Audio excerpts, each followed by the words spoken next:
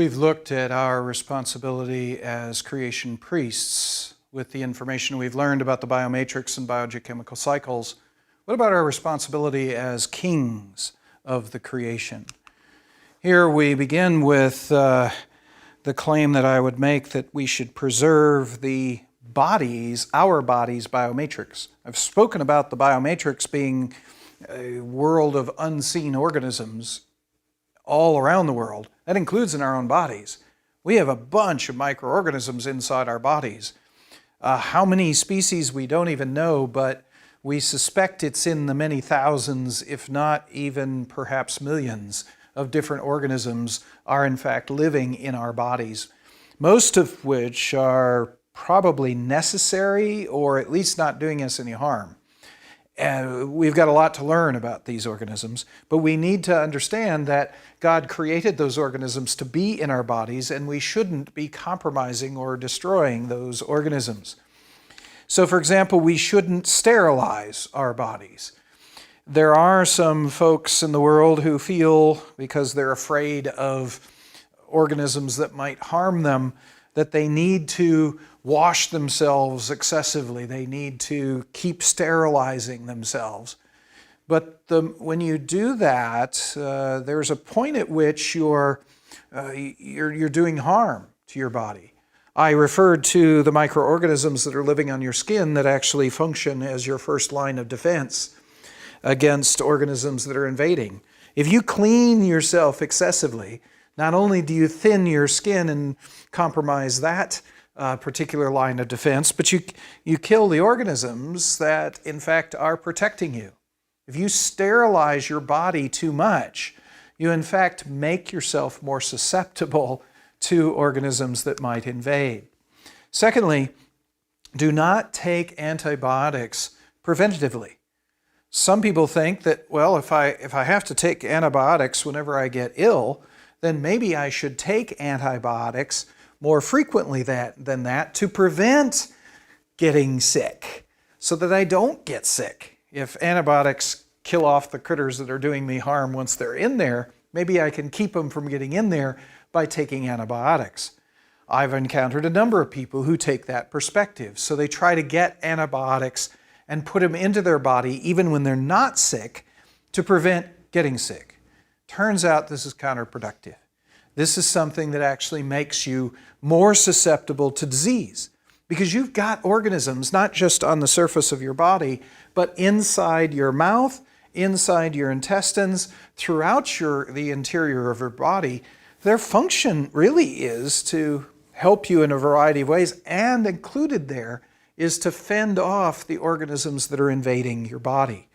If in fact you take antibiotics, which are actually designed to be against bios, life, they're going to kill not just the bad guys, they're going to kill the good guys. They're going to kill the biomatrix that's supposed to be there and some of your own cells, thus actually reducing your ability to fend off the organisms that are invading.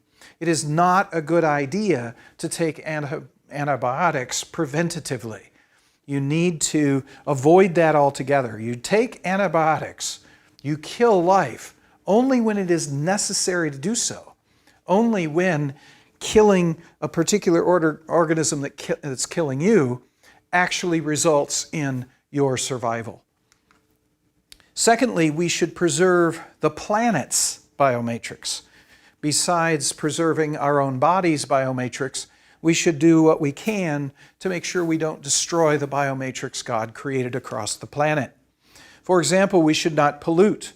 We have actually looked at this in a variety of ways, variety of perspectives. We don't pollute to destroy beauty. We don't pollute in this particular case to destroy the biomatrix. In this particular case, we can define pollution as putting too much of something into the world that the biomatrix is designed to take out. Remember, the biomatrix's function is to decompose things that need decomposing, is to make unpoisonous those things that are poisonous, and so on and so forth. That's its function. When we put too many things into the environment that the biomatrix can't handle. We put too many poisons into the environment or put them in at too great a rate that the biomatrix organisms can't make them unharmful. That's polluting. When we put too many things into the environment that can't be, too many things to be, for the biomatrix to decompose, we are polluting. So the biomatrix is designed for a particular function. If we overload that function, that's what we consider pollution. We need to consider also, when we consider this issue of biopollution, the fact that some organisms are more susceptible to poisons than other organisms. There's some organisms in the world, for example, that accumulate poisons that other organisms just kick out of their bodies. These organisms we call bioaccumulators, organisms that can pick up mercury, for example. They might pick up a little bit today and a little bit next week and a little bit in a year from now. They don't have a mechanism to get rid of it, so it just accumulates in their body. They're bioaccumulators, and eventually it gets to the point where it does them harm. Those particular organisms are the ones that are most susceptible to pollution. The other organisms of the environment might not actually show it, so when you're polluting the environment, you might not see it in 90% of the organisms that live in that particular locality. You're only going to see it in really the bioaccumulators. That's where you'll see it. We need to be aware of the organisms that are the bioaccumulators and watch them. They would be our first indicators that in fact we're doing something to pollute the environment. But in addition to bioaccumulators, there's also another effect that's important to understand here, something called biological magnification. This is where bioaccumulators that are higher in the food chain are at even greater risk. Let's say you have a bioaccumulator who is, that's a plant. They're accumulating dangerous material, and eventually the plant is not only in danger, but the things that eat the plant are also going to be poisoned by that accumulation. But let's say the one that eats the plant is also a bioaccumulator. That organism is going to collect everything the plant accumulated, plus everything that everything else it eats accumulated, and it's going to have even more poison accumulated in its body than anyone else. In fact, if you have let's say the highest predator, the eagles of an environment are bioaccumulators, and every organism that they eat and every organism that those organisms eat are bioaccumulators, there's going to be a higher concentration of poison the higher you go up the food chain. This means that very often the highest predators in an environment, the organisms that have no other predators above them, but they predate on those things that are beneath them, they are the ones that probably will show the evidence of pollution first of all. Examples in this category of instances where pollution has been a problem in the past would include acid rain. Acid rain is a phenomenon where rain falling down from the sky is more acidic than it is supposed to be. We have to acknowledge that rain usually is acidic. When water drops through the air, it picks up carbon dioxide. Carbon dioxide dissolves into the water droplet, because there's carbon dioxide in the atmosphere. When carbon dioxide is in water, dissolved in water, it produces hydrochloric acid. Very, very weak hydrochloric acid, but nonetheless, it makes the water a bit acidic. By the time the water lands on the earth, by the time rain lands on the earth, it is just slightly acidic. It's got the carbonic acid that you find in a little bit of the acid that you find in a soft drink, for example. It's not as strong as a soft drink acidity, but a little bit. Acid rain is more acidic than that. So normal acidity is what you would expect in any time. But what we do when we burn coal, for example, there's sulfur in coal. That sulfur is thrown out of the smokestacks of coal burning plants as sulfur oxides. Sulfur oxides are dust particles in the atmosphere.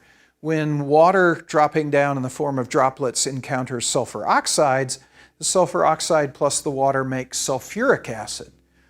And that makes the water falling down much more acidic than the carbon dioxide does.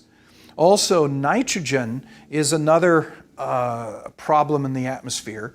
When nitrates in the soil find their way into the atmosphere as dust, those are nitrogen oxides. Nitrogen oxides combining with water produce nitric acid. Nitric acid, sulfuric acid, carbonic acid, they add together to make increasingly acidic water. So when we burn fossil fuels, when we burn coal, when we burn oil, when we burn gasoline in our cars, it puts dust in the atmosphere that makes rain more acidic. The result of acid rain is that if it's acidic enough, it goes into lakes and increases the acidity in those lakes and kills fish. So at one point, the coal-burning plants in the south part of Michigan and around Chicago and so on was blown across the eastern part of the United States and poisoned more than 200 lakes in the Adirondacks, killing fish in over 200 lakes in the Adirondacks. Also, the acid rain comes down and burns the leaves of trees and sometimes defoliates them, takes off the leaves altogether. It also lands in the soil and works with the chemistry of the soil to pull out nutrients that the plant actually needs to survive. And it also adds, in some cases, ions that are poisonous to the soil. As a result, at the same time the Adirondack lakes were being poisoned, trees in the Smoky Mountains were being defoliated and compromised in this. A lot of trees were dying in the Smokies. As a response to this, when people began to realize that the pollution of the atmosphere was causing these problems, they began putting filters on the smokestacks of the coal-burning plants, increased filtering devices on cars, automobiles, to prevent that dust from the nitrogen oxides and the sulfur oxides from getting out into the atmosphere. The result of that was actually to drop the amount of acid rain that actually occurred, and eventually we recovered most of the Adirondack lakes with their fish and recovered the trees in the Smokies. A very exciting, positive example where humans said, ooh, we observe that we are in fact poisoning the environment. There is a way to respond to this. Now I know this made people upset because it made it more expensive to burn coal. It made it more expensive to create cars because we've got to filter this stuff away. And so people didn't like this. But it's our responsibility to preserve His creation, to compromise a little bit of the money we make, the excessive money we make, to invest in making sure we do not destroy God's creation. Another example of pollution is non-biodegradable trash.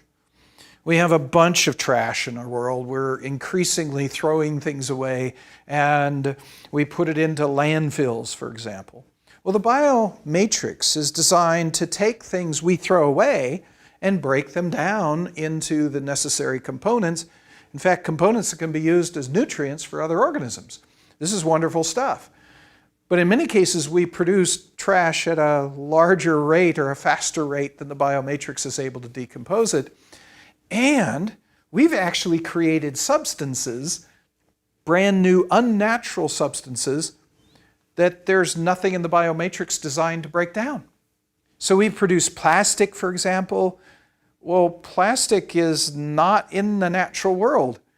there's no biomatrix organism out there, or so it seems, that can break down plastic.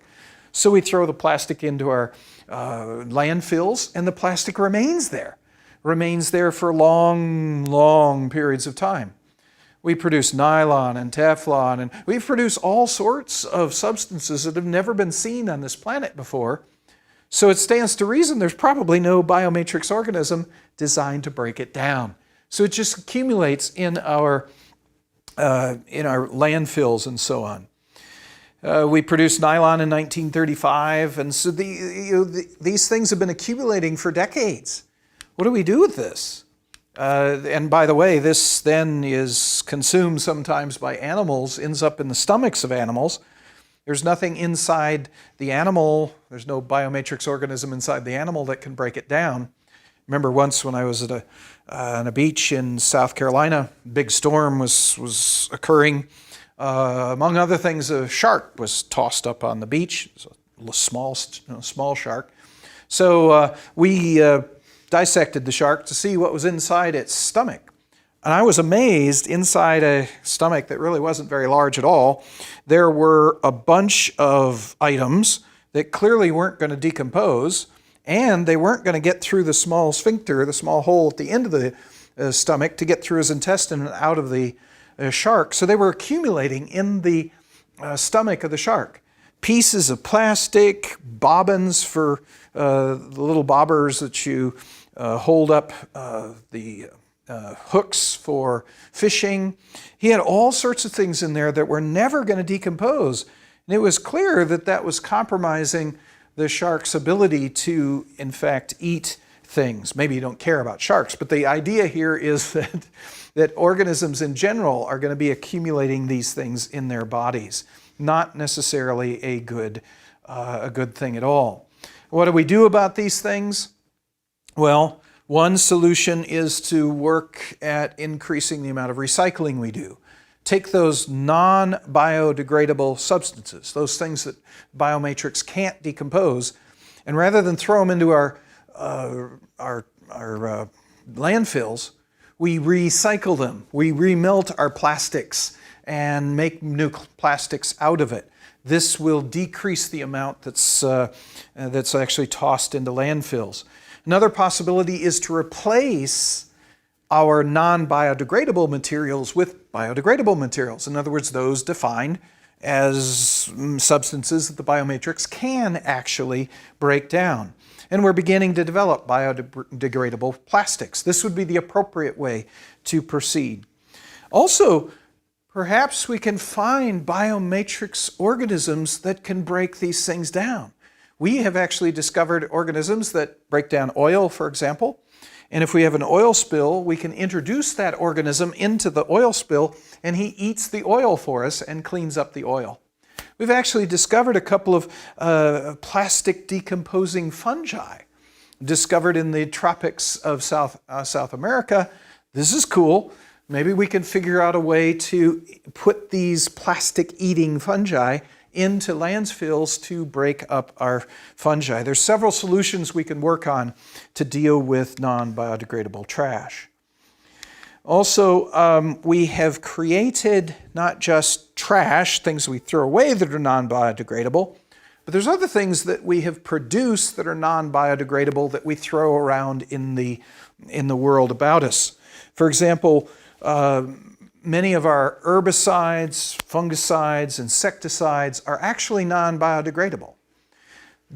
We've created them artificially in order to control insects and control fungi and so on and so forth.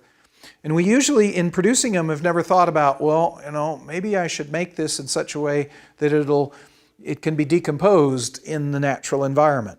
Usually we just want to control mosquitoes, or we want to control the weeds in a field, and we don't think about, should we let that stuff just sit there forever if it's not decomposable?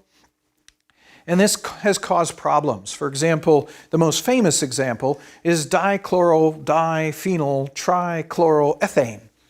Now, fortunately, we don't always call it that. We take an acronym here, DDT. We have produced DDT for the purpose of controlling mosquitoes. It kills mosquitoes. Mosquitoes that carry malaria. So we've actually done this in countries where malaria is a real problem. We've spread DDT. We've sprayed areas with DDT to kill the mosquitoes so that malaria doesn't spread. As a result of the use of DDT, millions of people have been saved from death and serious illness because of malaria. But the problem is that dichloro-diphenyl trichloroethane, DDT, is in fact non-biodegradable. There's nothing that breaks it down. Once you've thrown it into the environment, there's no organism designed to break it down or to make it unpoisonous. It was invented as an insecticide, but it began to be observed that the higher predators in these water systems, of course mosquitoes grow in water, they're developed in water, so this is sprayed over water areas.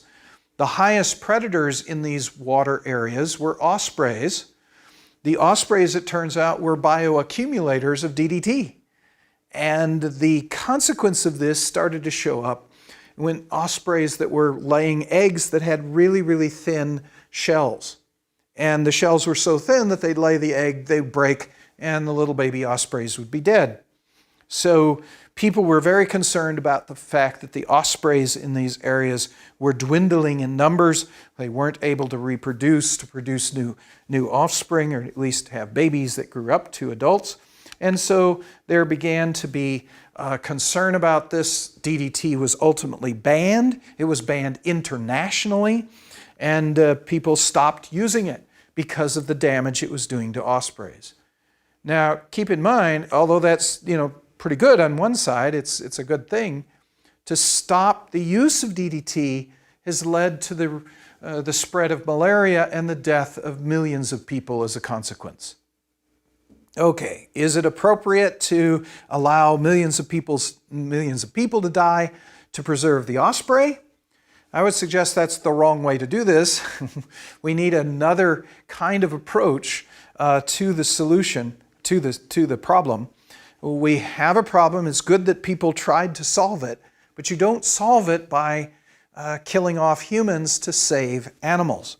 You try to avoid killing anything, but if you have to kill something, you kill animals to save humans, not the other way around.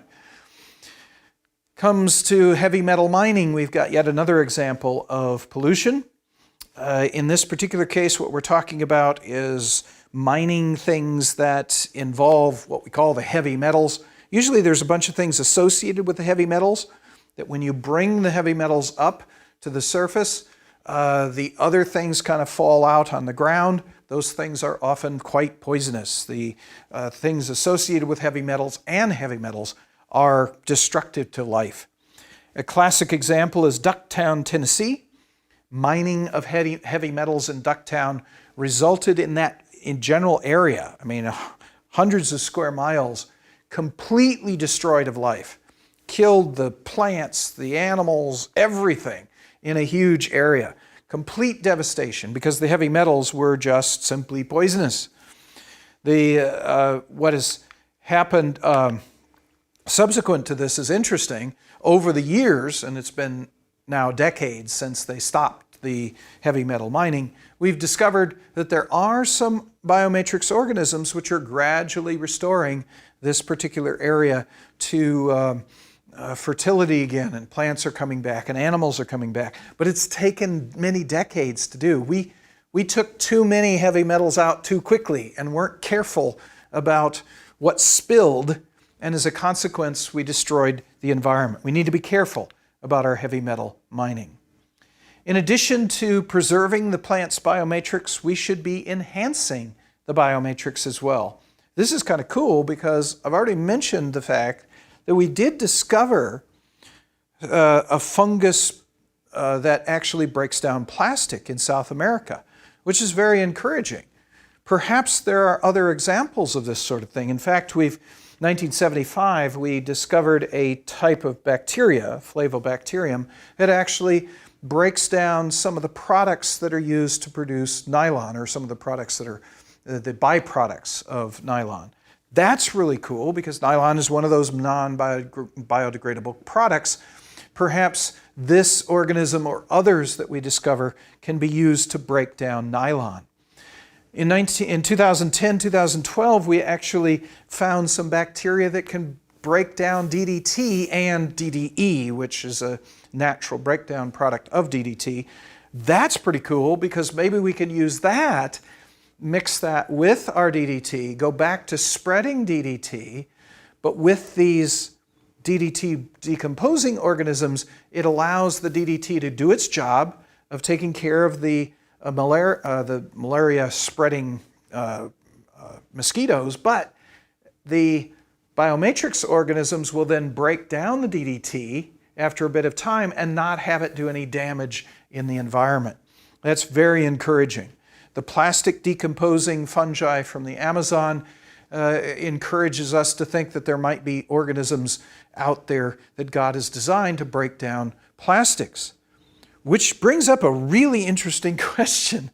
Why is it that there are organisms in the planet that can break down plastic? Why is it that there are organisms on the planet that can break down DDT or that can break down nylon?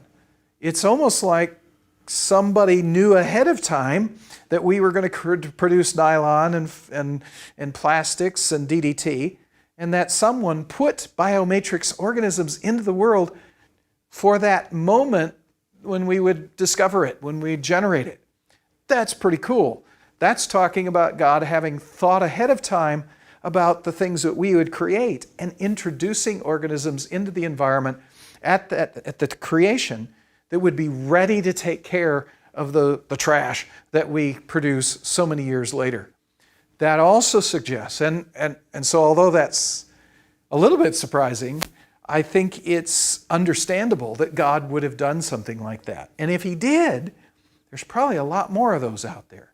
We should be searching for the organisms that God has created to take care of, to remediate the stuff that we produce that has never existed before in the history of the earth. We have this incredible God who anticipated our needs, who anticipated even the trash that we would produce. And He's created a world that can take care of it. We need to look for those designs in the world, those organisms, and use them to take care of the pollution, to remediate the poisons that we've introduced into the environment, and truly allow this incredible world to show better the very nature of God in those things that are made.